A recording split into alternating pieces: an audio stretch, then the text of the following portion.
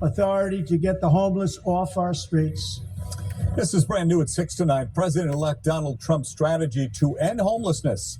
He pitched a plan during his campaign, but the big question now is, will it happen? And if it does, how will it impact communities here in the Northwest? Good evening. Thanks a lot for joining us, everybody. I'm Steve Dunn. And I'm Deborah Knapp. K2's Angelica Thornton has more on what Trump wants to do that has advocates sounding the alarm.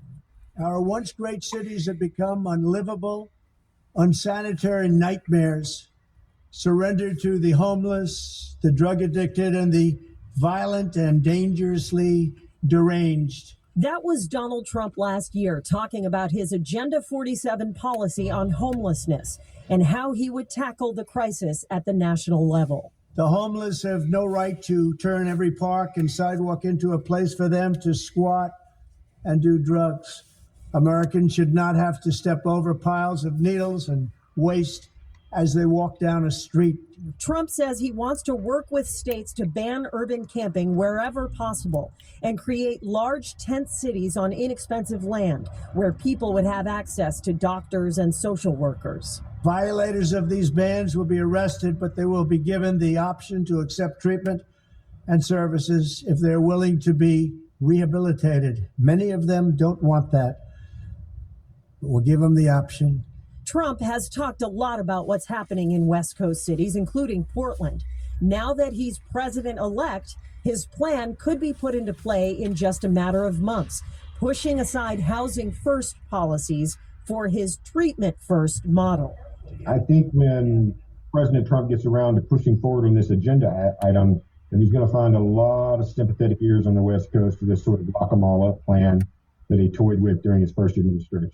But homeless advocate Jimmy Jones says this isn't a Trump problem. He says it matters less who's driving the car when it's headed down the same road. And that road, Jones says, is criminalizing homelessness.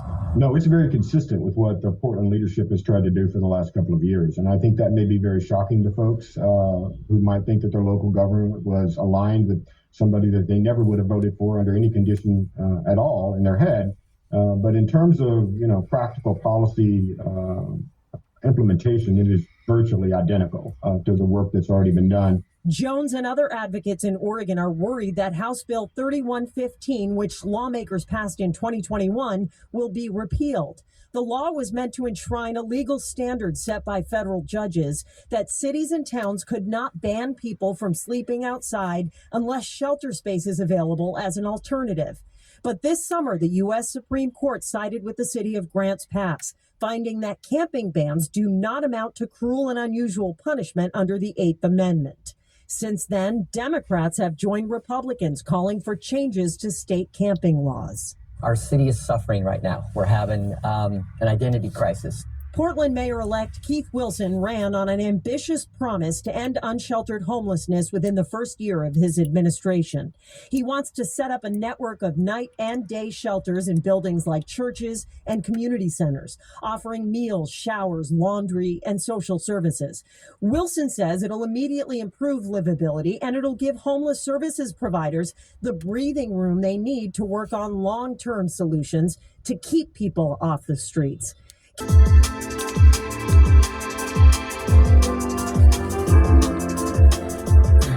It's hard to describe the pain. Things don't seem to change. These long walks in the rain. It's pouring down again. It's hard to describe the pain. It's one of those things I can't explain. It's so stuck in my ways. All right. I got a cold there. Okay, let me turn this down. Okay, let me turn this down. Okay, hi, my YouTuber friends. It's Scott Punk again with another video. I'm in the parking lot somewhere in New Jersey, New York. Anyway, guys, you saw that little clip there. And, of course, we just have a new president, Trump-elect. And his vision for the homeless. And homeless and people who live on the streets or people choose to sleep on the streets. He says he wants to ban urban camping wherever possible, but anywhere in the country. Meaning, they're trying to do this before anyway, where people can't sleep on the streets no more. They're trying to stop this. That's why it's getting harder and harder. Well, in Jersey and New York, where I live, it's not so bad. It depends on where you are. Again, it depends on what state you live in and stuff like that. And it's not this. And like the show said, the news said, this is bigger than Trump. But it's not just Trump saying this. The left and the left has been doing it for years, saying that they're helping the homeless get off the streets and stuff like that. They know they're doing a disastrous job. You seen California, California and other places where the homeless are everywhere. And I always said to myself, if I was to be homeless, I wouldn't make that mistake like everybody else, like sleep amongst and be around other homeless people. Even like when I do van life, live out my van, like tonight, I'm gonna sleep in my van tonight. I'm in the street more, where there's no other van dwellers. I'd rather be by myself, you know what I mean? The only van there. I kind of like that. And I park it amongst the working people down there when they close. I mean, the RB parking lot, right? Where is he? The RB parking lot. And they're saying about banning urban camping, as I say. So, does that sound cruel to you guys, or is it helpful? He says he wants to put them on open tent cities, but rather than do tent cities, why not build tiny homes for these people? Put them in tiny homes. That'll be nice. Or the shelters that they do now. It's obvious the reason why people don't want to go to shelters, because I wouldn't go to a shelter either if I was homeless, because with a shelter it's packed. It's like a room like this. Say, take this. This is a room, but it's much 3-4 times the size, and you have 10 different people sleeping here. I'm sleeping here. Another homeless there. Another person sleeping there. Then you got to worry about people stealing your stuff, and doing all type of stuff, things like that. People don't want to go through that nonsense. So, being homeless, they'd rather be on the streets and camp in the bush somewhere or sleep somewhere. But my solution would be, if you're gonna have homeless shelters, have them built like an old warehouse and build them into rooms where they can stay when they want to, instead of rushing them out. And that's another thing too, because I get it. There's rules when you have these homeless shelters. There's rules when you have homeless shelters, but the problem with that is you basically have no freedom. You got to get out a certain time. You can't come in there. You can't bring your pets. The way to change that is to have the same shelters, but it'd be like a hotel, but have individual rooms. It'd be like a motel. Have a room, and each room has a bathroom, no kitchen, so you can't cook there. Just a bathroom and a bathroom and a room with a bathroom in it, and they can stay there and come out when they feel like it. I think that would be a better idea, and that will get more homeless people off the streets, because they have their sense of privacy, their sense of being, do it this way than have a shelter where they're all sleeping next to each other. But Trump says he wants to focus on people's sicknesses first. I say focus on getting them into homes first, then take your time and work on their issues. Because if you work on the issues first, I don't know if that will work. Maybe it'll work. Maybe he's onto a good something. Maybe he's doing something good. Maybe he's onto a good thing. Maybe he's not. I don't know. Yeah, but at least I give him respect for what. At least he's honest though. He's upfront. He says I'll give all these people treatment, but I guess some of them won't do it. And he said it. Most people wouldn't say that. He said it to your face. Half these people ain't gonna take the treatment, because he says he's gonna make it low so that you get arrested, but you have a chance to get arrested, or you're gonna take the treatment. He says most of them are not gonna take the treatment. And he's probably right, but he's probably wrong too. It depends. It depends on the situation where the person is. The person's really high and really into it. Because I watched a couple of videos of people doing drugs and stuff like that. Homeless people doing drugs and stuff. And the guy interviews them and says, "You ready to come off?" And they know what they're talking about. They know what they're doing. They're making it clear that they're not ready to come off the streets yet. They're not ready to come off the streets yet. Wow, not ready to come off the streets. Crazy, man. And I'm not talking about all homeless people doing drugs, because you got a lot of homeless people who are good people who do have jobs too. I did a video about that back a year ago.